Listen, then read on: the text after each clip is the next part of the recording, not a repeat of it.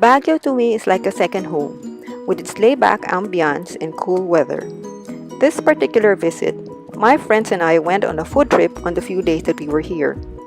We arrived by bus in time for dinner and decided that we would walk to Cafe by the Ruins Dua. Dua means two. The original cafe had a more rustic feel to it and was a place we used to frequent before it burnt down. This second cafe has a more modern feel to it.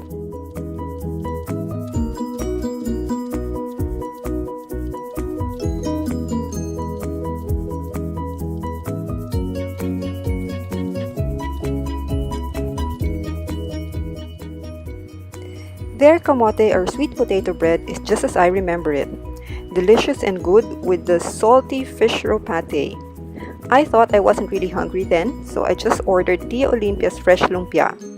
It was good, but I failed to take a photo, so I must have been hungrier than I thought. For breakfast, we went to Visco's along Session Road, which is famous for its strawberry shortcake. Of course, we ordered a slice as a dessert. For breakfast, I selected the chicken tocino, a house recipe that has no preservatives, so it was good. We had planned to travel to Atok Benguet around noontime or so, depending on bus availability at the Dangwa bus terminal. So we decided to have lunch at the Good Taste, which is near the terminal. I hadn't realized that the place was 24/7, but it makes sense as travelers converge here to go to other parts of Benguet or Mountain Province, either by bus or by van. I chose the chicken broccoli.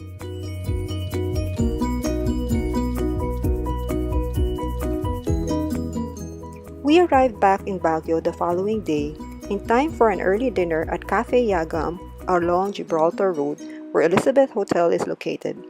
Yagam is the daughter of the cafe's owner. They serve good local coffee varieties and traditional Cordillera food.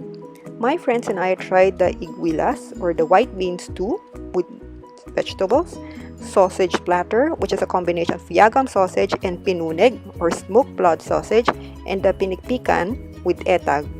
This is chicken stew with sayote and leafy vegetables, controversial for its method of killing the chicken. The following day was a leisure day for us, which meant just walking around wherever our feet would take us.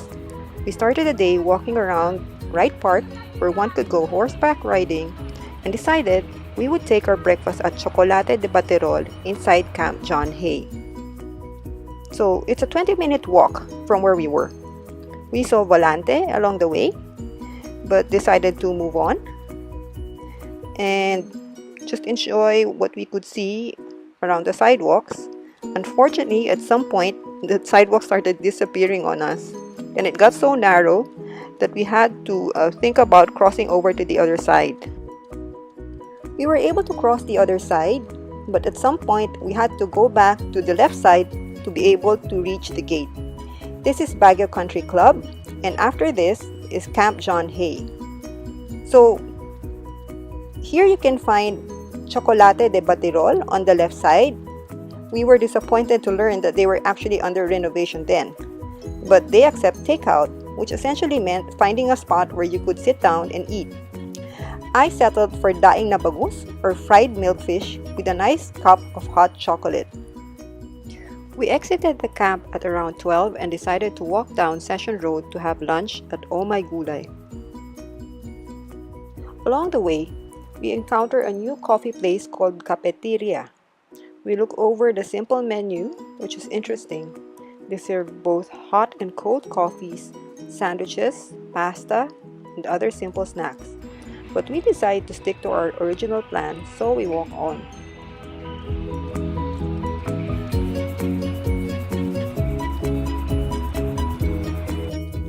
We finally arrive at La Azotea. Oh My Gulay is located up 5 flights of stairs.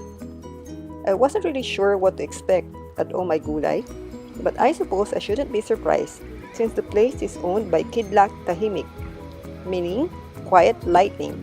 He is a director, writer, actor who is also considered the father of Philippine independent film. I love the place and couldn't even decide where to sit. I just wanted to move around and explore the different nooks and crannies, as well as the Voca's art space.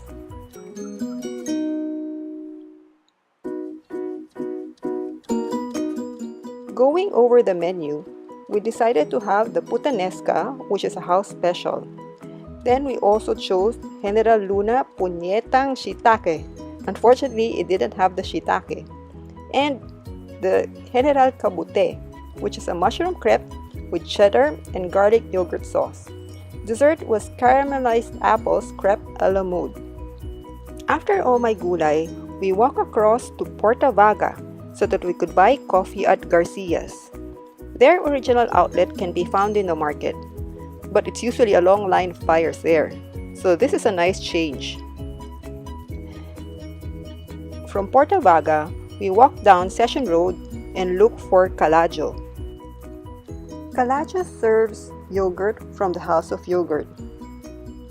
Today, we tried the blueberry yogurt, which was delicious.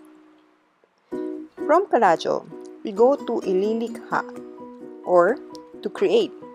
This place is also by Kidlat Tahimik of Oh My Gulay. Ili-likha is an artist collective or hodgepodge of different small restos, cafes, and bars. Like Oh My Gulay, this place is a visual treat. And we went around looking at the different nooks and crannies again.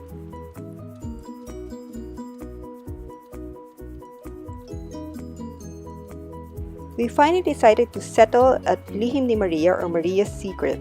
We had the butterbeer milk tea and cucumber basil smoothie.